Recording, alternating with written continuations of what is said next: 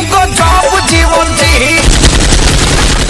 आप सभी भोजपुरी दर्शकों का स्वागत है एके फिल्मी लाइन भोजपुरी के इस चैनल पर। तो आज की इस वीडियो में हम संघर्ष 2 फिल्म के बारे में बात करने वाले हैं, जिसका ऑफिशियली ट्रेलर रिलीज कर दिया गया है और इस फिल्म के डायरेक्टर पराग पाटिल हैं और इस फिल्म को वीरू ठाकुर जी ने लिखा है। इस फिल्म के मुख्य कलाकारों की अगर हम बात करें तो मुख्य भूमिका में आपको खेसारी लाल यादव, मेघाश्री, संजय पांडे और कृति यादव देखने को मिलेंगे। आपको बता दें खेसारी लाल यादव जी की बेटी कृति यादव भी इस फिल्म के जरिए भोजपुरी इंडस्ट्री में डेब्यू कर रही हैं और उनकी यह पहली फिल्म होने वाली है। इस फिल्म का अभी रिलीज डेट कंफर्म नहीं किया गया है कि यह फिल्म कब तक रिलीज किया जाएगा। तो जैसी कोई नई जानकारी मिलेगी तो हम आपके साथ अपनी अगली वीडियो में शेयर करेंगे। तब तक जाइए ट्रेलर देखिए और आशीर्वाद प्यार दीजिए, है ना?